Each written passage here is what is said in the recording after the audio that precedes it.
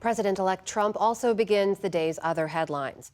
The New York judge overseeing his criminal hush money trial has postponed his planned sentencing, which was scheduled for next week. Judge Juan Merchan is allowing time for Trump's team to file a motion to dismiss the case entirely after his election victory.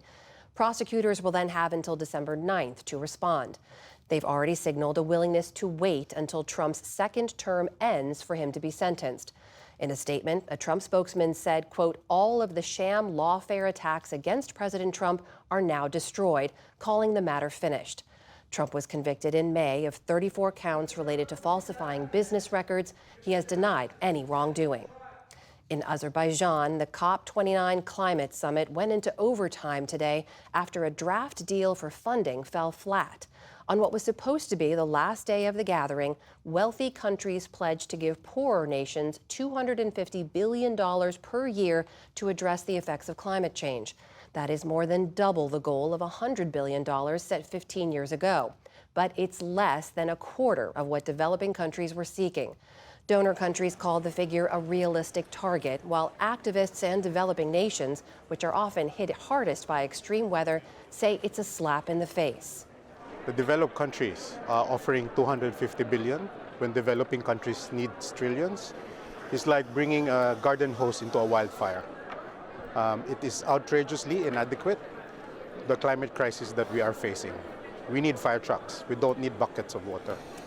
However, a senior U.S. official cautioned that even meeting the proposed $250 billion figure will be an extraordinary reach. This year's conference was clouded by uncertainty over America's future role in climate mitigation efforts once President-elect Trump takes office in January.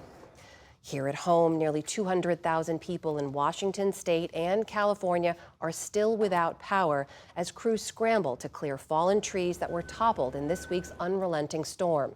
Utility officials say that power may not be restored until the weekend.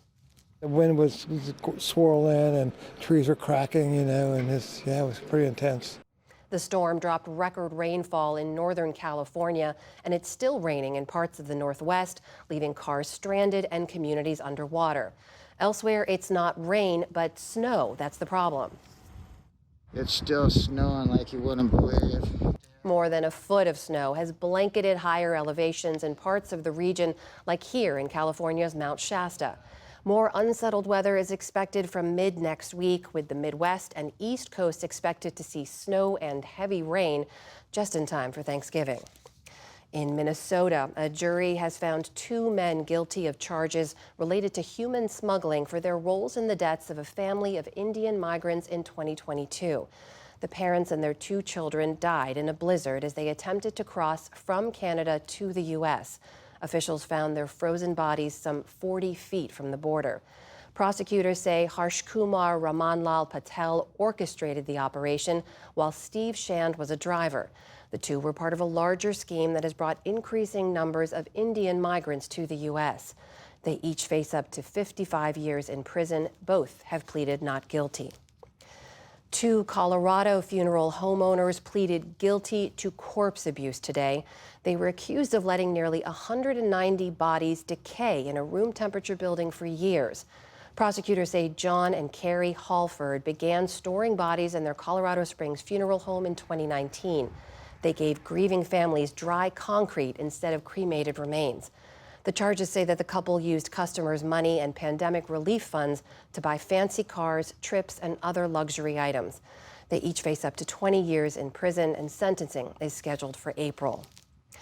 The United Nations says that a record number of aid workers have been killed this year, with a month still left to go in 2024. The Office for the Coordination of Humanitarian Affairs says 281 such employees have died around the globe. Of those, the vast majority, 230 people, were killed in occupied Palestinian territories. The fatalities include aid workers, healthcare staffers, delivery personnel, and other humanitarian-related employees. On Wall Street today, stocks ended the week on a winning note after some reassuring economic data. The Dow Jones Industrial Average rose more than 400 points, or nearly 1%. The Nasdaq added about 30 points, so a smaller gain there. The S&P 500 also ended higher on the day. And in Washington, the Capitol lawn was spruced up this morning with the arrival of the annual Christmas tree. The 80-foot-tall Sitka spruce made the journey from Alaska's Tongass National Forest to Capitol Hill. The tree is nicknamed Spruce Wayne and will be decorated with 10,000 lights and ornaments before a lighting ceremony on December 3rd. Two Teamsters drove the tree 4,000 miles across the nation, showing it off along the way. Welcome, everybody. I'm glad we're all here together. The highlight of the trip is the show and tell. Driving the truck is just plain work. But every stop we went at was happy faces. It's a happy way to make a trip. The display of a Capitol Christmas tree, also known as the People's Tree, began in 1964, making this the 60th anniversary of the tradition. Still to come on the News Hour, the scope and potential pitfalls of Elon Musk and Vivek Ramaswamy's plan to reduce government spending. David Brooks and Jonathan Capehart weigh in on the week's political headlines, and actor John Leguizamo on his new play that aims to remedy a lack of Latino stories on Broadway. This is the PBS NewsHour from the David M. Rubenstein Studio at WETA in Washington, and in the West from the Walter Cronkite School of Journalism at Arizona State University.